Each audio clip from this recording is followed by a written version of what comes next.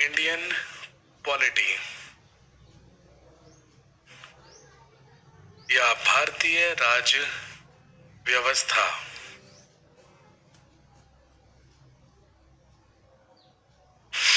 और आप देख सकते हैं नाम से ही हमें जानकारी मिल रही है और नाम से ही हमें पता चल रहा है कि भारत में राज करने की व्यवस्था और the system to rule in India is known as Indian polity, या उसी को हम क्या कहते हैं, भारतीय राज्य व्यवस्था। और आप अच्छी तरीके से जानते हैं कि जो भारत की राज्य व्यवस्था है, जो इंडियन पॉलिटी है, वो किसके तहत, किसके अनुसार चलती है? By the constitution of India, by the constitution of India या भारतीय संविधान से।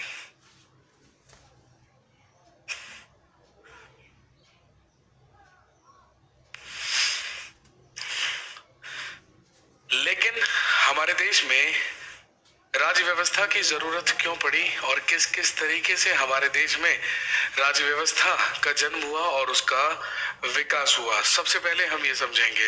दोस्तों, अगर हम बात करें भारत की राज्य व्यवस्था या इंडियन पॉलिटी की, तो इसकी शुरुआत तो तभी से हो गई थी जब अंग्रेजों का भारत में आगमन हुआ था। हम सब अच्छी तरीके से जानते हैं कि 1599 में 1599 में जॉन मिल्डेनहाल नाम का ही एक अंग्रेज, एक ब्रिटिशर भारत में आने वाला सबसे पहला अंग्रेज था। कहने का मतलब अंग्रेज सबसे पहले भारत में कब आए थे?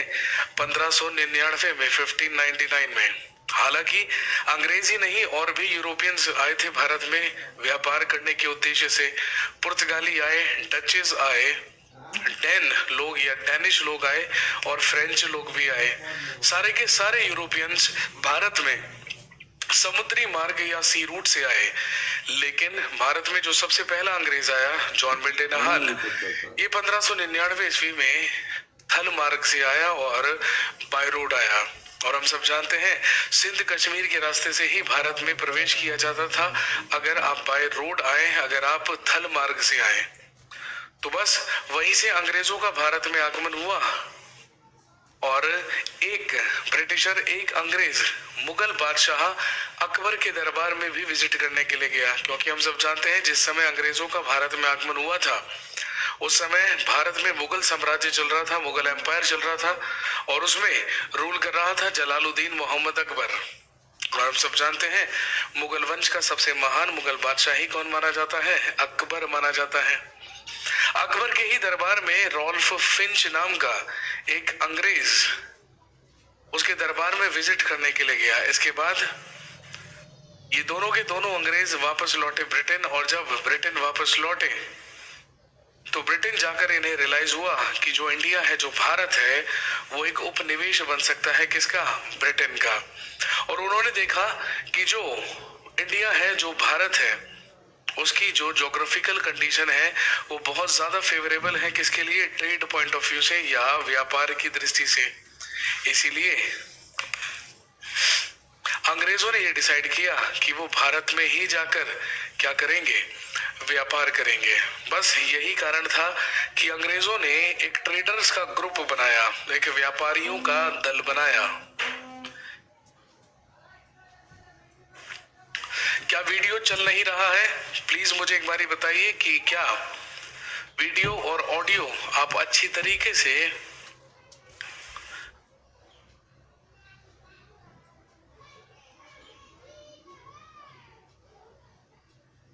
सारी चीजें बिल्कुल ठीक है। वीडियो और ऑडियो हमारे एंड से बिल्कुल सही चल रहा है। आपके एंड से प्रॉब्लम इसलिए हो सकती है क्योंकि आपका इंटरनेट जो कनेक्शन है वो स्लो हो सकता है। तो आप अपने इंटरनेट की क्वालिटी देखें।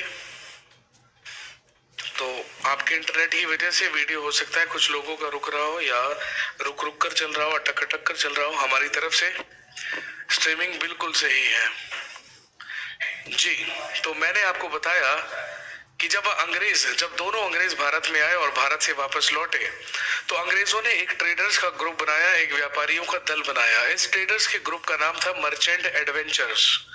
और यही मर्चेंट एडवेंचर्स नाम का ग्रुप सबसे पहले ब्रिटेन की महारानी, उस समय ब्रिटेन की महारानी हुआ करती थी एलिजाबेथ टेलर प्रथम, यही मर्चेंट एडवेंचर्स ब्रिटेन की महारानी एलिजाबेथ प्रथम से भारत और भारत के अलावा अन्य पूर्वी देशों पर व्यापार करने का एकाधिकार प्रताप प्राप्त करने के लिए गया या ट्रेड मोनोपोली प्राप्त करने के लिए गया। और दोस्तों ध्यान रखेंगे, महारानी एलिजाबेथ प्रथम के द्वारा ही इस मर्चेंट एडवेंचर्स नाम के ग्रुप को एक चार्टर दिया गया, एक राजलेख दिया गया और इस चार्टर को साइन किया गया 31 दिसंबर सन 1600 को और स्थापना हुई ईस्ट इंडिया कंपनी की, ब्रिटिश ईस्ट इंडिया कंपनी या अंग्रेजी ईस्ट इंडिया कंपनी। और इसी के बाद अंग्रेजों का भारत में व्यापार शुरू हुआ और यही ईस्ट इंडिया कंपनी के पास ही भारत में व्यापार करने के एकाधिकार थे। एकाधिकार का मतलब भारत में व्यापार केवल ईस्ट इंडिया कंपनी कर सकती थी और ईस्ट इंडिया कंपनी के अलावा कोई भी ब्रिटेन से भारत में व्यापार नहीं करेगा।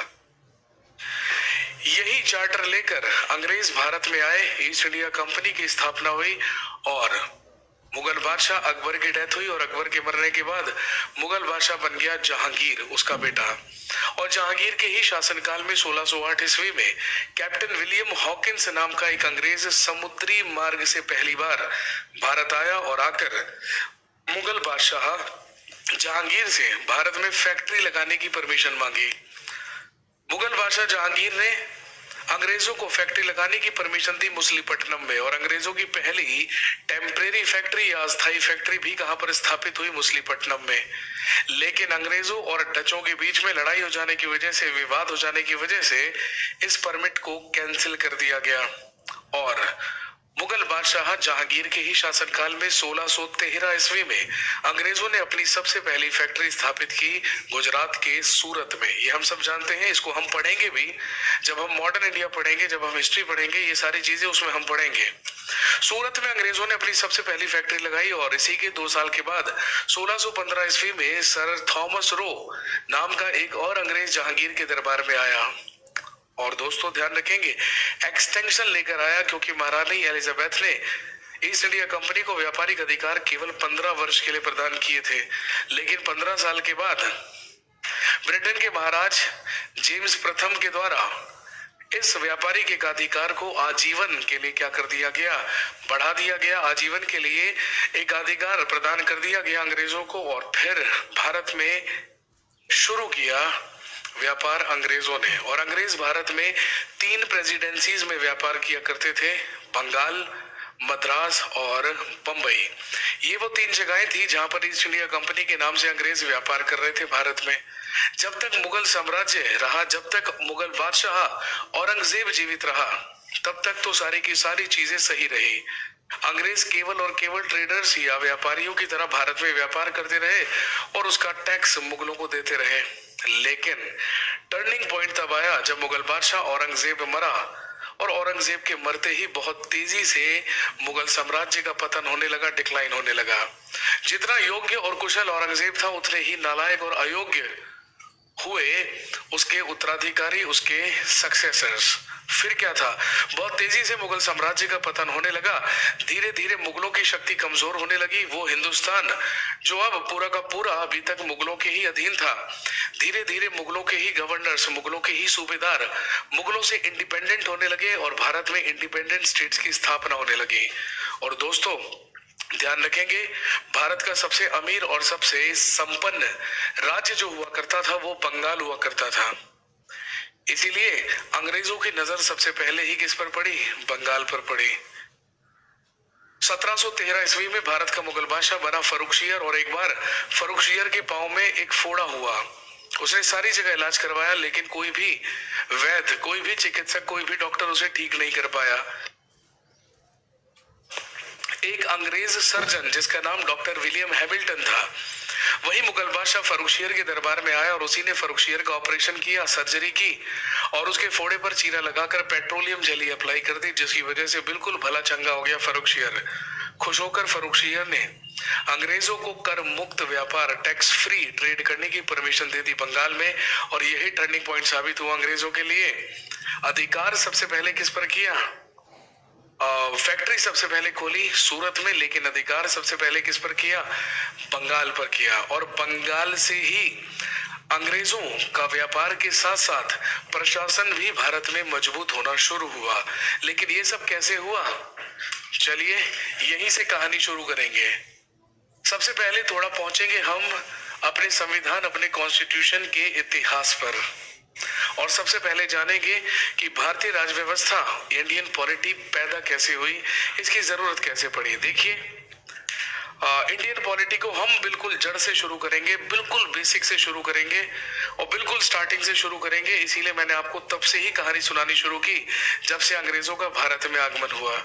दोस्तों, अगर हम बंगाल की बात करें तो ध्यान रखेंगे 1700 ईस्वी में बंगाल का सूबेदार औरंगजेब ने बनाया था मुर्शीद कुली खान को। औरंगजेब के शासनकाल में मुर्शीद कुली खान बंगाल का सूबेदार हुआ करता था। हम सब जानते हैं मुगल साम्राज्य में राज्यों को, प्रांतों को सूबा कहा जाता था और उस प्रांत अधिकारियों को या गवर्नर्स को सूबेदार कहा जाता था। बस फिर क्या था, 1700 ईस्वी में मुगल बादशाह औरंगजेब ने मुर्शीद कुली खान को बंगाल का सूबेदार नियुक्त किया और उस समय बंगाल की जो राजधानी थी, बंगाल की जो कैपिटल थी, वो हुआ करती थी ढाका। और हम सब जानते हैं वर्तमान में ढाका बांग्लादेश की राजधानी है। 1700 से 1707 तक औरंगजेब के ही अधीन काम किया मुर्शीद कुली खान ने। लेकिन जब मुगल साम्राज्य का पतन होने लगा तो बस खुद को मुगलों से इंडिपेंडेंट कर लिया मुर्शीद कुली खान ने, and he declared himself as an independent ruler of Bengal. और इसने खुद को मुगलों से स्वतंत्र घोषित किया और बंगाल को स्वतंत्र राज्य घोषित कर दिया। और जो अभी तक था बंगाल का सूबेदार, दोस्तों ध्यान रखेंगे, वही बना बंगाल का सबसे पहला नवाब। और बंगाल का प्रथम नवाब बना मुर्शीद कुली खान 1713 से लेके 1727 तक। अपने ही नाम पर इसने मुर्शिदाबाद नामक शहर की स्थापना की। हम सब जानते हैं पश्चिम बंगाल में ही है मुर्शिदाबाद।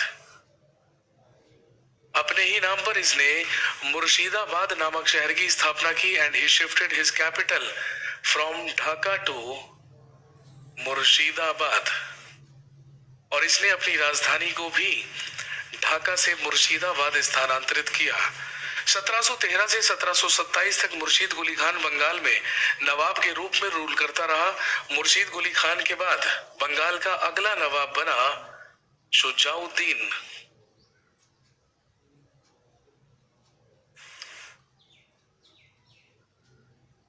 जो 1727 से लेके 1739 तक बंगाल का नवाब रहा। और शुजाउद्दीन के बाद बंगाल का अगला नवाब बना सरफराज खान।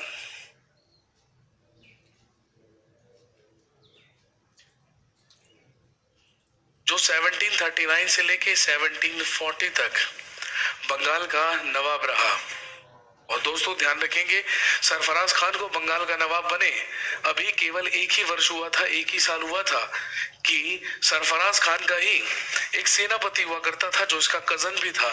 उसी ने सरफराज खान के खिलाफ बगावत कर दी, रिवोल्ट कर दिया और सरफराज खान पर ही अटैक कर दिया। और 1740 में एक युद्ध लड़ा गया जिसको हम कहते हैं बैटल ऑफ घेरिया या घेरिया का युद्ध। और ये लड़ा गया सरफराज खान और इसी के सेनापति अली वर्दी खान के बीच। और ध्यान रखेंगे, घेरिया के युद्ध में ही अली वर्दी खान ने सरफराज खान को पराजित किया, सरफराज खान की हत्या की and he himself became the next nawab of Bengal. और बंगाल का अगला नवाब खुद कौन बन गया? अली वर्दी खान, जो 1740 से 1756 तक बंगाल का नवाब रहा।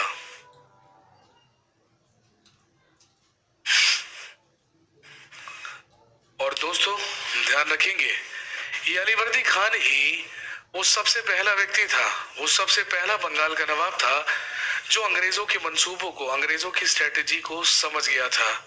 ये अच्छी तरीके से समझ गया था। वाह, एक नालायक आदमी यहाँ पर लिख रहा है कि पॉलिटी पढ़ा रहे हैं या हिस्ट्री। अगर तूने जिंदगी में कभी भी कोई पॉलिटी की किताब देखी होती मेरे भाई, अगर तूने कभी भी जिंदगी में पॉलिटी की एक भी किताब खरीदी होती, या अगर तूने लूसेंट ही खरीदी होती, तो लूसेंट का इंडियन पॉलिटी का जब आप सबसे पहला पन्ना खोलकर देखेंगे, सबसे पहला पेज खोलकर देखेंगे, तो सबसे पहली चीज क्या लिखी हुई मिलेगी? बंगाल। कहानी कहां से शुरू होगी? बंगाल से शुरू होगी। अब तो तैयारी करने तो आ गया, अब तो मेरे से पढ़ने तो आ गया, लेकिन तूने ये नहीं देखा कि तू मेरे से पढ़ने योग्य भी है या नहीं है। अगर मेरे सामने होता तो मैं गोली मार देता या फिर दीवार में चिनवा देता।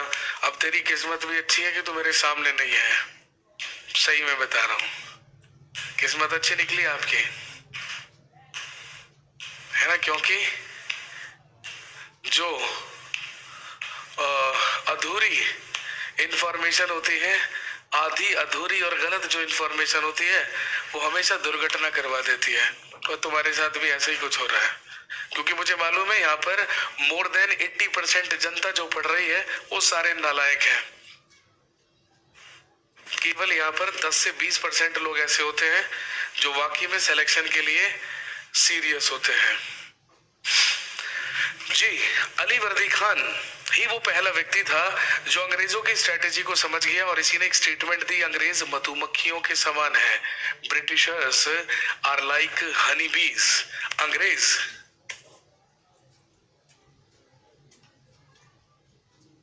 मधुमक्खियों के समान है। इसने कहा कि अंग्रेजों का जो नेचर है, अंग्रेजों का जो व्यवहार है, वो बिल्कुल मधुमक्खियों की तरह है। अगर इन्हें फेवर करेंगे, अगर इन्हें पालेंगे तो बहुत ज्यादा शहद देंगे, बिल्कुल मधुमक्खियों की तरह। लेकिन अगर इन्हें छेड़ने की कोशिश की तो स्वभाव मधुमक्खियों वाला है, काट काट कर जान ले लेंगे, काट काट कर।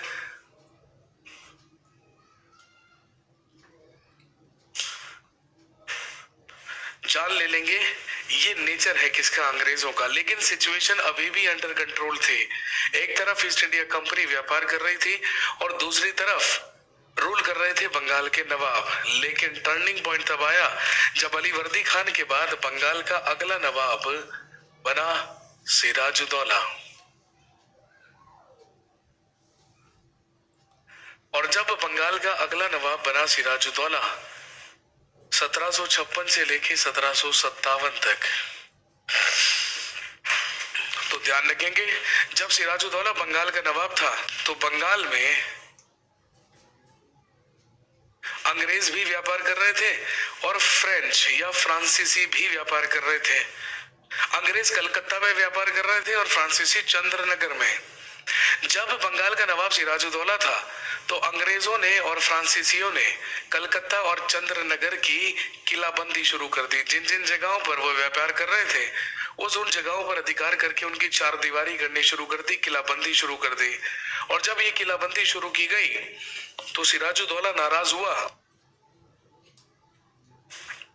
और सिराजुद्दौला के ही द्वारा चेतावनी दी गई अंग्रेजों को और फ्रांसीसियों को कि आप तुरंत कलकत्ता और चंद्रनगर की किलाबंदी बंद कर दें। ये बात समझ में आ गई किसको? फ्रांसीसियों को। इसीलिए फ्रांसीसियों ने चंद्रनगर की किलाबंदी बंद कर दी। लेकिन ये बात नहीं समझ आई अंग्रेजों को। इसीलिए नाराज होकर सिराजुद्दौला ने कलकत्ता के कासिम बाजार पर अटैक किया और कासिम बाजार पर अटैक करके अंग्रेजों के फोर्ट विलियम्स पर अधिकार कर लिया। और ध्यान रखेंगे इसी सिराजुद्दौला ने 20 जून 1756 को एक महत्वपूर्ण घटना को अंजाम दिया जो इतिहास में प्रसिद्ध है ब्लैक होल ट्रेजेडी के नाम से, जिसे कहा जाता है इतिहास में कालकोठरी की घटना। ब्लैक होल ट्रेजेडी या कालकोठरी की घटना जो कहां पर हुई थी? कलकत्ता के फोर्ट विलियम्स में।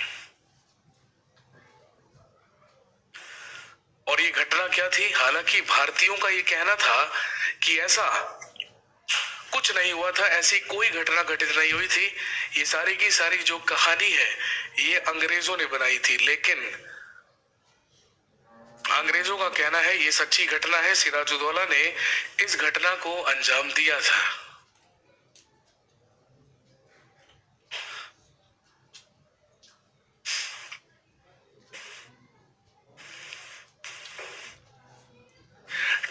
टेबल क्या है सर क्लास का? अबे स्कूल नहीं है ये सरकारी स्कूल नहीं है कि यहाँ पर टाइम टेबल मिलेगा आपको। ये ऑनलाइन क्लास है। और सबसे मजे की बात है कि अगर लाइव अटेंड नहीं कर सकते तो बाद में रिकॉर्डिंग के रूप में आपके एप्लीकेशन में बनी भी रहती है क्लास। ठीक है ना? टाइम टेबल मत देखो, ये देखो कि तैयारी किस एग्जाम की कर रहे हो। ठीक है? बेरोजगारों को टाइम टेबल की आवश्यकता नहीं होती। समझ रहे हो ना बात? बेरोजगारों के लिए हफ्ते के 7 दिन संडे के समान होते हैं। कहने का मतलब 7 के 7 दिन फ्री, खाली। तो 7 के 7 दिन किसी भी टाइम अगर टीचर पढ़ाने आ जाए या कहीं से ज्ञान मिलने लगे तो उसे तुरंत क्या कर लीजिए, एक्सेप्ट कर लीजिए। क्योंकि ज्ञान तो कहीं से भी मिले वही कम है। ज्ञान की तो कोई सीमा ही नहीं है। Learning travels from womb to tomb. गर्भ से लेकर मकबरे तक लर्निंग चलती रहनी चाहिए, वो कभी खत्म नहीं होनी चाहिए। बुजुर्गों ने यही बताया है जी। 20 जून 1756 को सिराजुद्दौला ने कलकत्ता के फोर्ट विलियम्स में कालकोठरी की घटना को अंजाम दिया। इसने 146 अंग्रेजों को अरेस्ट किया और उन्हें एक छोटे से कमरे में, एक छोटे से डार्क रूम में ठूस ठूस कर भर दिया, एक कालकोठरी में जिसमें कोई वेंटिलेशन नहीं था। पूरी तरीके से डार्कनेस थी और घुटनों घुटनों तक पानी भी भरा हुआ था। ऐसे ही कंडीशन के एक रूम में 146 अंग्रेजों को पकड़कर बंद कर दिया गया, जो घटना कलकत्ता के फोर्ट विलियम्स में हुई थी। और उस कालकोठरी को 2 दिन तक बंद रखा गया। और जब उस कालकोठरी को 2 दिन तक बंद रखा गया तो ध्यान रखेंगे 2 दिन के बाद जब कालकोठरी खोली गई तो उसमें से 123 अंग्रेजों की डेथ हो चुकी थी और जीवित बचे थे केवल कितने लोग? 23 लोग। जीवित बचे थे केवल 23 लोग। कालकोठरी की घटना क्या थी सर? अबे नालायक, वही तो बता रहा हूँ, वही तो कहानी सुना रहा हूँ। क्या थी कालकोठरी की घटना? ये देखो, एक और काफिर आया यहाँ पर, ये कह रहा है सर आप इंसल्ट कर रहे हो। अबे शुक्र मना तू मेरे से ऑफलाइन नहीं पढ़ रहा। अगर तू मेरे से ऑफलाइन पढ़ रहा होता ना तो मैं डंडे भी मार रहा होता और मुर्गा भी बना रहा होता तेरे को।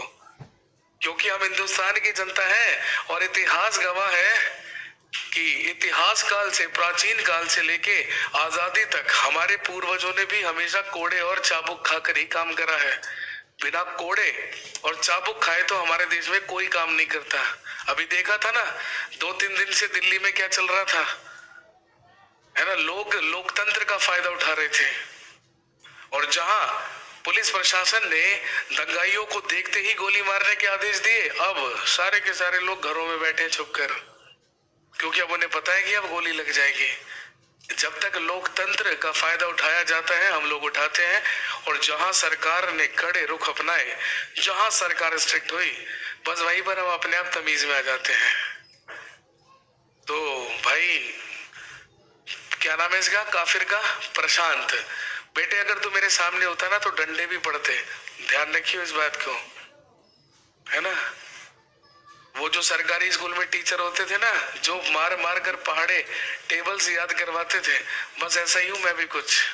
तो शुक्र मना तू ऑनलाइन पढ़ रहा मेरे से। 146 अंग्रेज अरेस्ट हुए। 2 दिन के बाद कालकोठरी को खोला गया। 123 मर गए, जीवित बचे केवल 23 लोग। और इन्हीं 23 लोगों में से जीवित बचने वाला एक आदमी था, विलियम हॉलवेल। और ध्यान रखेंगे इसी विलियम हॉलवेल ने इस पूरी की पूरी कालकोठरी की घटना को लिखा था। इंपॉर्टेंट सवाल है, आपसे पूछेंगे, आपसे पूछा गया है कई बार एग्जाम में कि बताइए प्रसिद्ध कालकोठरी की घटना को किसने लिखा था? तो ध्यान रखेंगे he was William Holwell. William Holwell ही वो व्यक्ति था जिसने इस पूरी की पूरी घटना को लिखकर अंग्रेजों को इन्फॉर्म किया और बताया कि बंगाल के नवाब सिराजुद्दौला ने इस घटना को अंजाम दिया। तो बस फिर क्या था, सिराजुद्दौला के अगेंस्ट कार्रवाई करने के लिए ही तुरंत बुलाया गया किसको? रॉबर्ट क्लाइव को। और हम सब जानते हैं बंगाल का सबसे पहला गवर्नर, बंगाल का सबसे पहला गवर्नर 1757 में बनकर आया रॉबर्ट क्लाइव।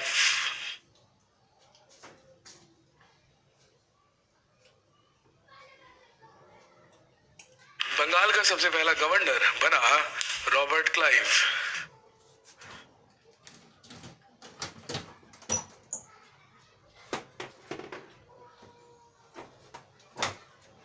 ₹50 डॉक्टर नहीं दे गल भाई।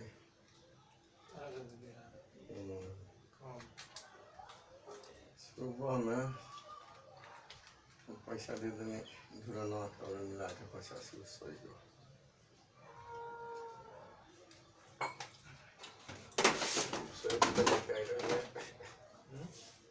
रुपये लेके आई रही है।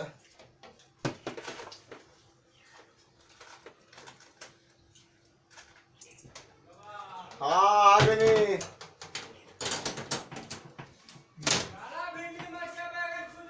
बंद हो गई। बंद नहीं कर। हाँ बोलो मत।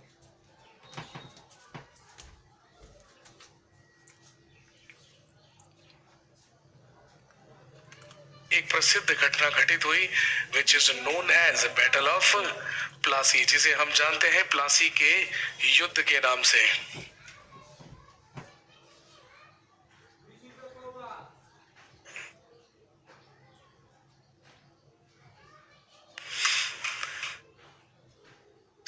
सत्रह में लड़ा गया बैटल ऑफ प्लासी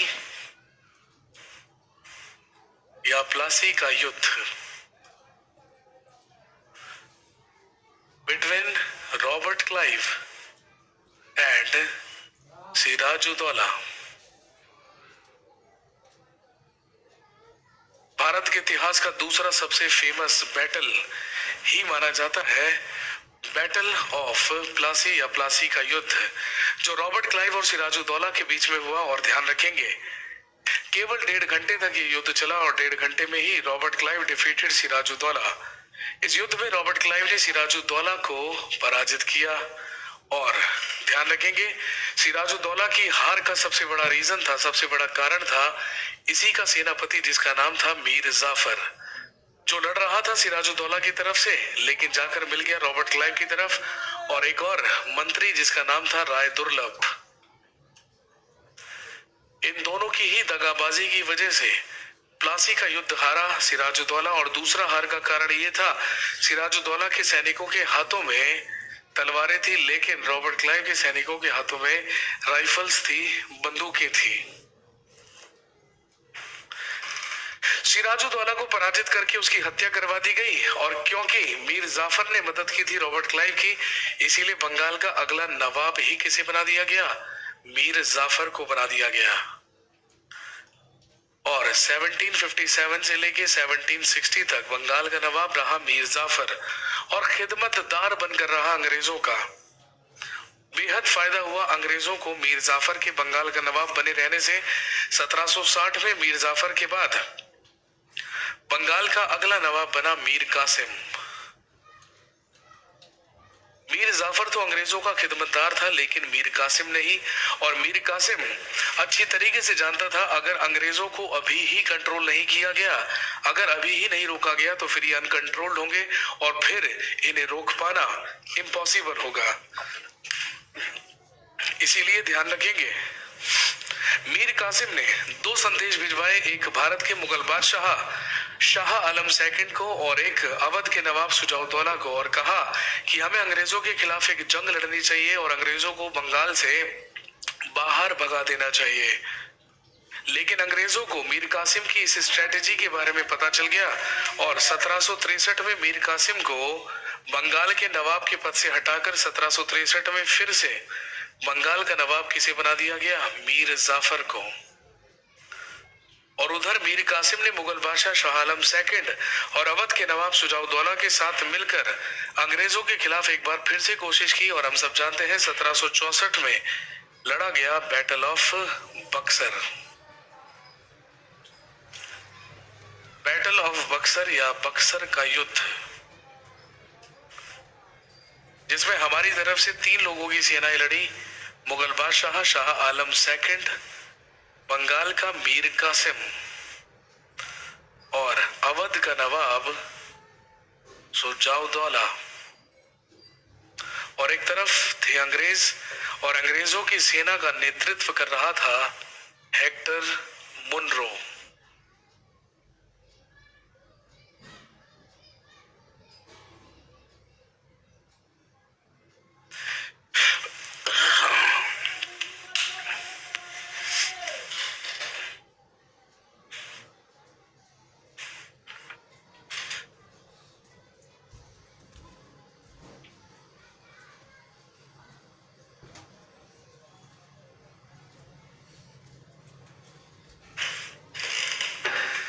हमारे 3 लोगों की सेनाएं मिलकर भी अंग्रेजों को नहीं हरा पाई और एक बार फिर से बैटल ऑफ बक्सर में बक्सर के युद्ध में हार हुई और अंग्रेजों की जीत हुई।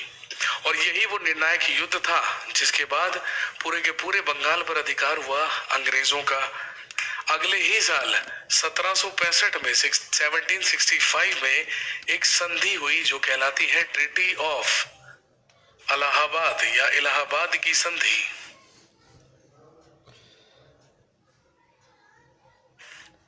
ट्रीटी ऑफ इलाहाबाद या इलाहाबाद की संधि जो हुई, बंगाल के गवर्नर रॉबर्ट क्लाइव और मुगल बादशाह शाह आलम सेकंड और अवध के नवाब शुजाउद्दौला के बीच।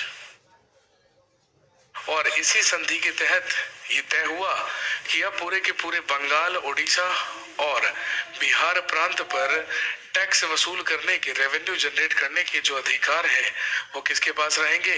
ब्रिटिशर्स के पास, अंग्रेजों के पास। कहने का मतलब फैक्ट्री सबसे पहले सूरत में खोली, लेकिन अधिकार सबसे पहले कहां पर किया?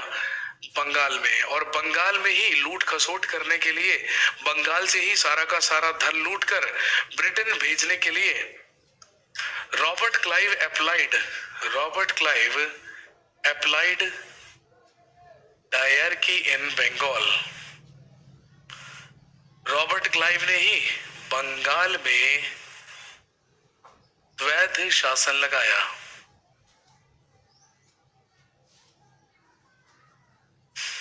रॉबर्ट क्लाइव अप्लाइड डायरकी इन बंगाल।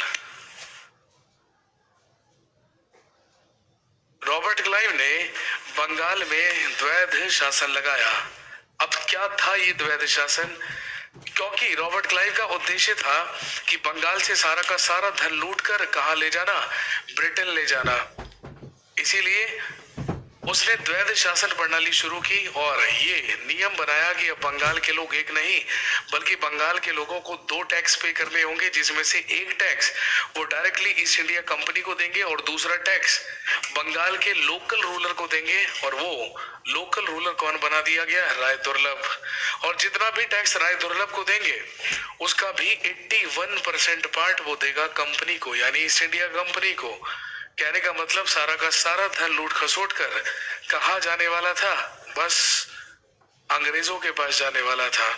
ये जो बंगाल का द्वैध शासन था दोस्तों, ध्यान रखेंगे, ये 1765 से लेके 1772 तक चला, 7 सालों तक चला। और यही वो 7 साल का पीरियड है जिसमें लोगों का शोषण करके, लोगों को एक्सप्लॉइट करके, लोगों पर अत्याचार करके जबरदस्ती उसे डबल टैक्स वसूला गया।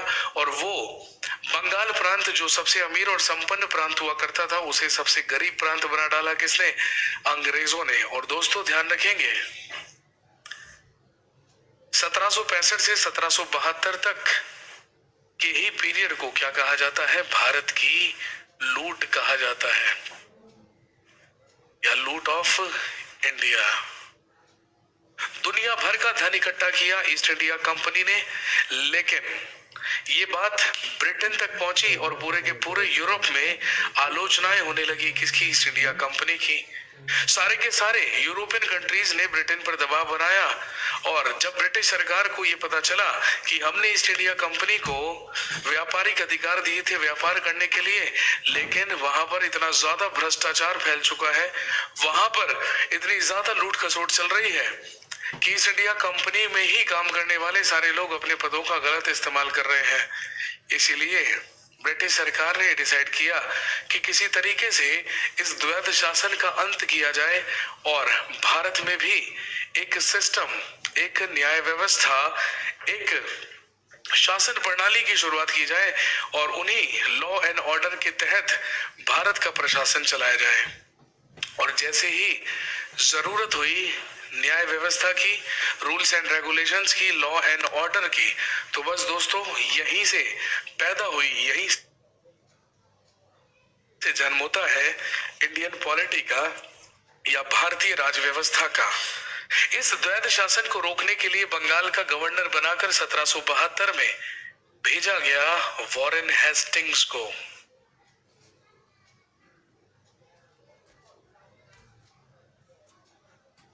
और ध्यान रखेंगे वॉरेन हेस्टिंग्स ने आते ही 1772 में इस द्वैध शासन का अंत किया और एक नया पद बनाया, एक नई पोस्ट बनाई जो कहलाता था डिस्ट्रिक्ट कलेक्टर।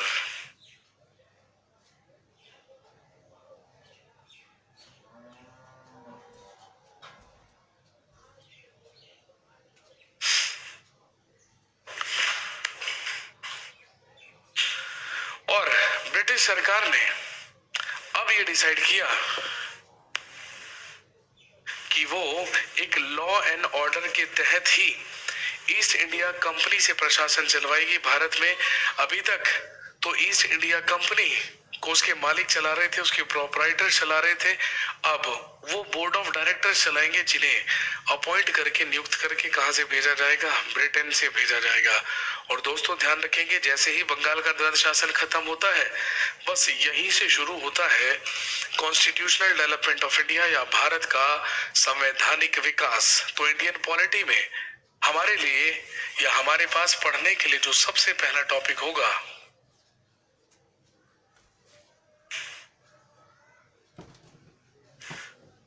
इंडियन पॉलिटी, भारतीय राज्य व्यवस्था में पढ़ने के लिए हमारे पास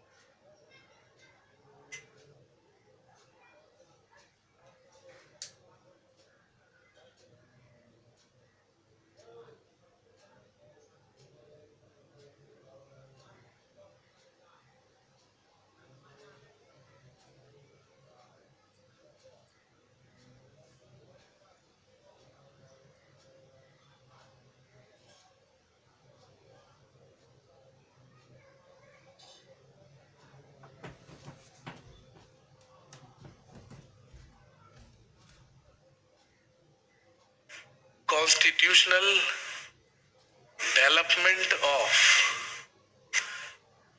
इंडिया या भारत का संवैधानिक विकास।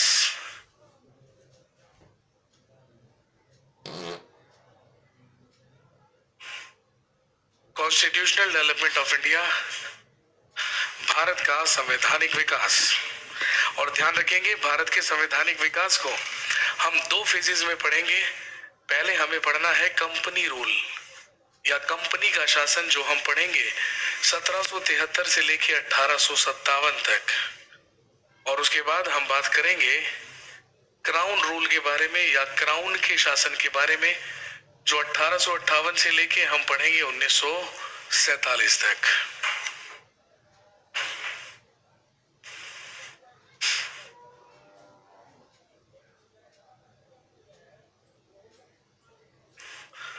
तो शुरू करते हैं। सबसे पहले पढ़ना कंपनी रूल।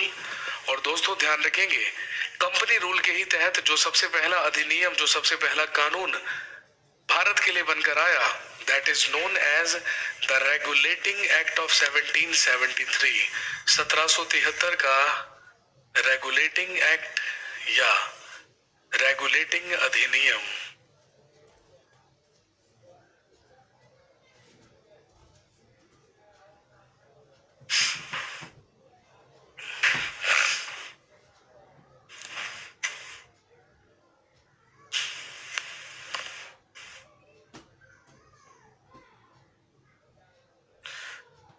सबसे पहले आया 1773 का रेगुलेटिंग एक्ट या रेगुलेटिंग अधिनियम। और दोस्तों ध्यान रखेंगे, इसी के तहत ईस्ट इंडिया कंपनी को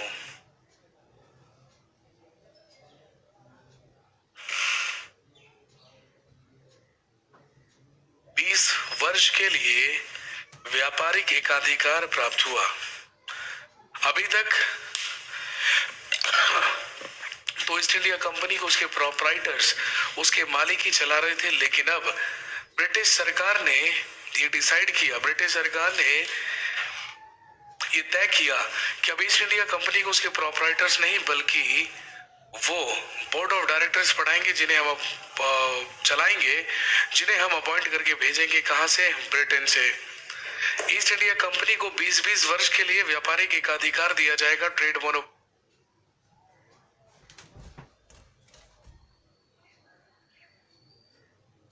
कर दिया जाएगा। इसीलिए ईस्ट इंडिया कंपनी को 20 साल के लिए व्यापारिक एकाधिकार दे दिया गया। और ध्यान रखेंगे 24, अगला काम, 24 board of directors were appointed in east India company, जिनका कार्यकाल हुआ करता था 6 इयर्स का। कंपनी में 24 बोर्ड ऑफ डायरेक्टर नियुक्त किए गए, जिनका कार्यकाल 6 वर्ष का हुआ करता था। अगला इंपॉर्टेंट काम, बंगाल के गवर्नर की पावर को बढ़ा दिया गया और मद्रास और बंबई प्रांत या मद्रास और बंबई प्रेसिडेंसी के गवर्नर्स भी बंगाल के ही गवर्नर के अधीन कर दिए गए। कहने का मतलब, अभी तक जिसे कहा जा रहा था गवर्नर ऑफ बंगाल, अभी तक जो बंगाल का गवर्नर था, now he became governor general of Bengal. Bengal के गवर्नर को बंगाल का गवर्नर जनरल कहा जाने लगा। बंगाल के गवर्नर को बंगाल का गवर्नर जनरल कहा जाने लगा। तो चाहे आपसे पूछे who was last governor of Bengal, चाहे आपसे पूछे who was first governor general of Bengal, he was Warren Hastings.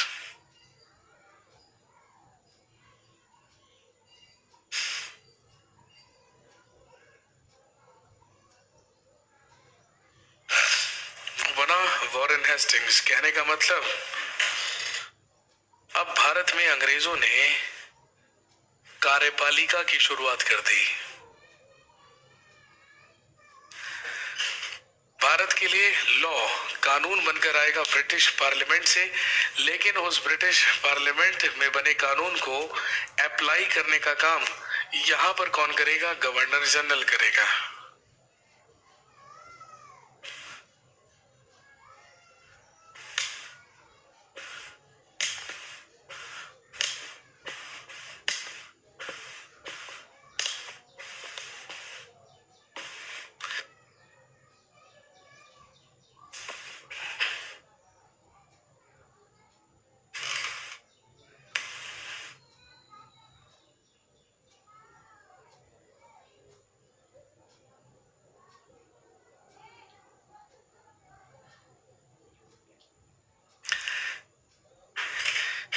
इसी अधिनियम के तहत as per regulating act of 1773, 1774 में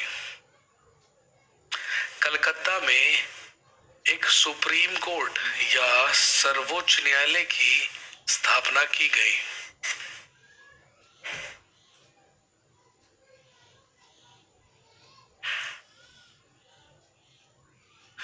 (1774) में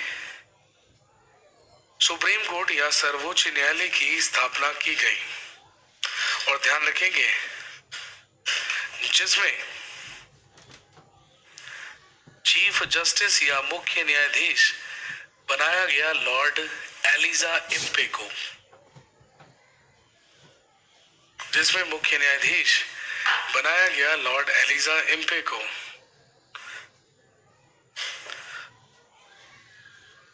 और एलिजा इम्पे के साथ साथ इसमें अपॉइंट किए गए 3 अन्य जजेस, लॉर्ड हाइड, लॉर्ड चैम्बर्स और लॉर्ड लिमेंस्टर। कहने का मतलब, अंग्रेजों ने भारत में जुडिशरी या न्यायपालिका की भी शुरुआत कर दी।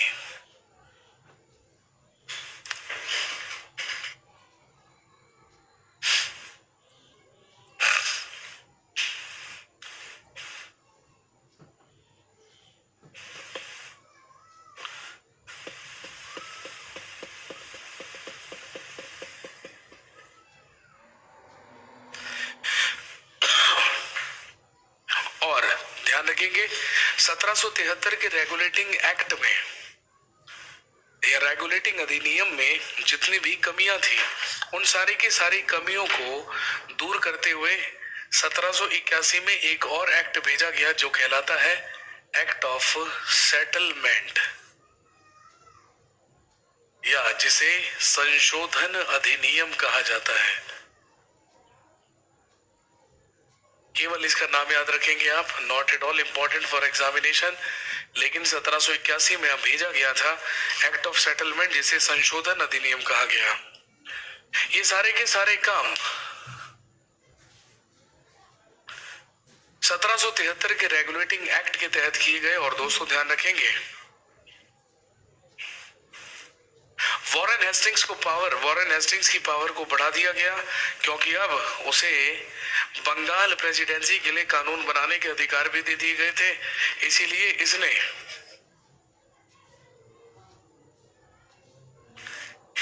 वॉरेन हेस्टिंग्स ने अपने अधिकारों का गलत इस्तेमाल करना शुरू कर दिया। इस वॉरेन हेस्टिंग्स ने लॉर्ड एलिजा इम्फे के साथ दोस्ती कर ली और अपने अधिकारों का गलत इस्तेमाल करने लगा। वॉरेन हेस्टिंग्स ये किसी पर भी झूठे आरोप लगाकर उसे सुप्रीम कोर्ट, उसे सर्वोच्च न्यायालय भेज देता और जो वॉरेन हेस्टिंग्स कहता बस वही सजा सुना दिया करता। कौन? Lord Elijah Impey. कहने का मतलब अब अपने अधिकारों का ये गलत इस्तेमाल करने लगा।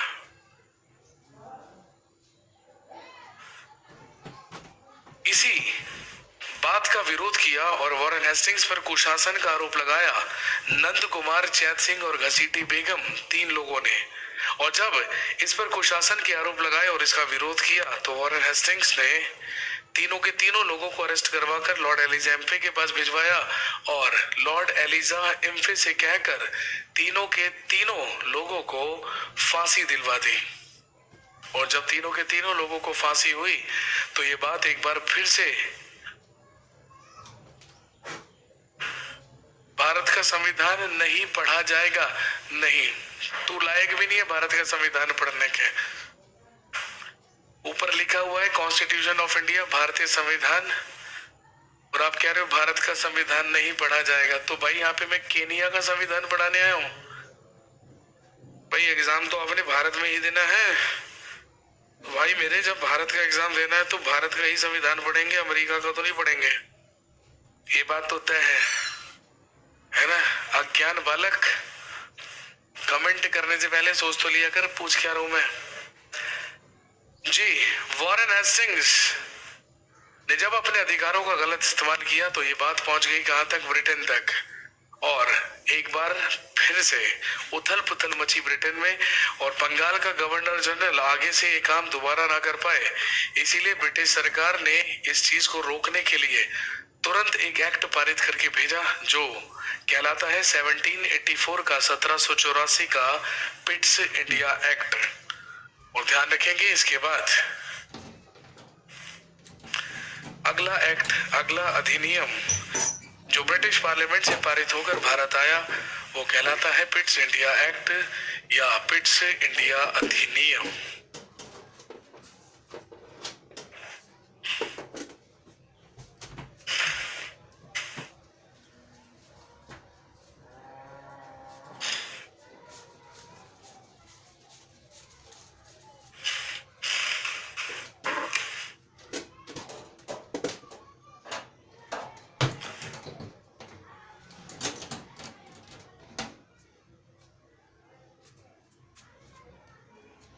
चलेगी पिट्स इंडिया एक्ट या पिट्स इंडिया अधिनियम।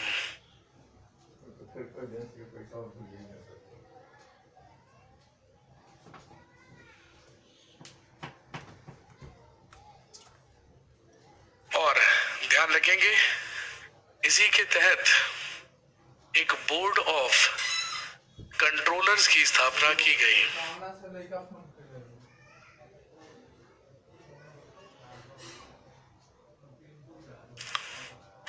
which had 6 members, जिसमें सदस्यों की संख्या 6 थी।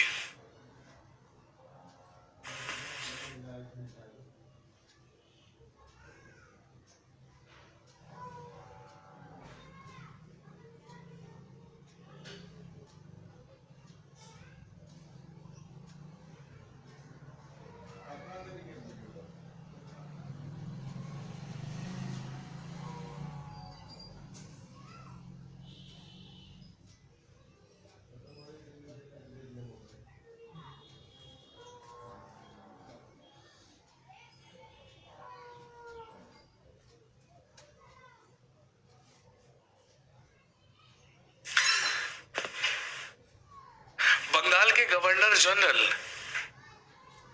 के डिसीजंस को रद्द करने के लिए, उन पर कंट्रोल या नियंत्रण बनाए रखने के लिए एक बोर्ड ऑफ कंट्रोलर्स की स्थापना की गई। एक बोर्ड ऑफ कंट्रोलर्स बनाया गया जिसमें 6 मेंबर्स थे।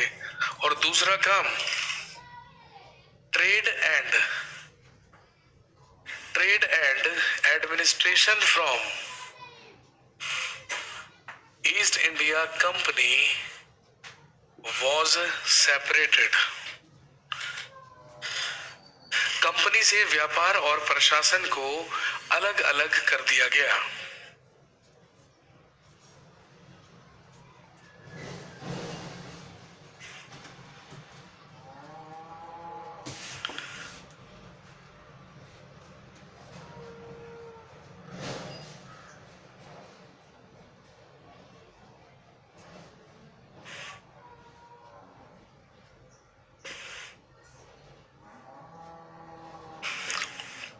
और ध्यान रखेंगे, executive and judiciary got also separated.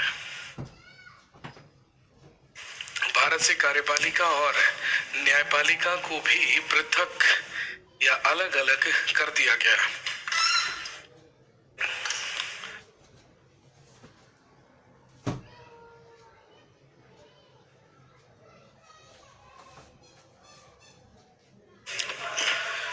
ये सारे के सारे काम कर दिए गए पिट्स इंडिया एक्ट के तहत।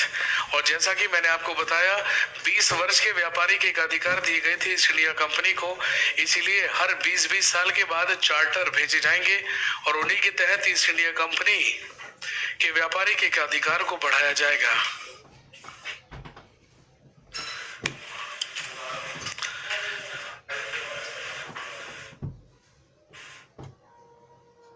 चलिए जी, कहानी को यहीं पर रोकेंगे। कल दोबारा से मुलाकात होगी। कल हम बात करेंगे चार्टर एक्ट्स के बारे में, जैसे 1793 का चार्टर एक्ट, 1813 का चार्टर एक्ट, 1833 का चार्टर एक्ट, उनके बारे में हम बात करेंगे। इन एक्ट्स को हम पढ़ेंगे कब तक? 1947 इंडियन इंडिपेंडेंस एक्ट तक, जब तक भारतीय स्वतंत्रता अधिनियम नहीं आ जाता। और उसी के बाद फिर संविधान का निर्माण शुरू होगा। संविधान बनकर तैयार होगा 26 नवंबर 1949 को, जो लागू होगा 26 जनवरी 1950 से।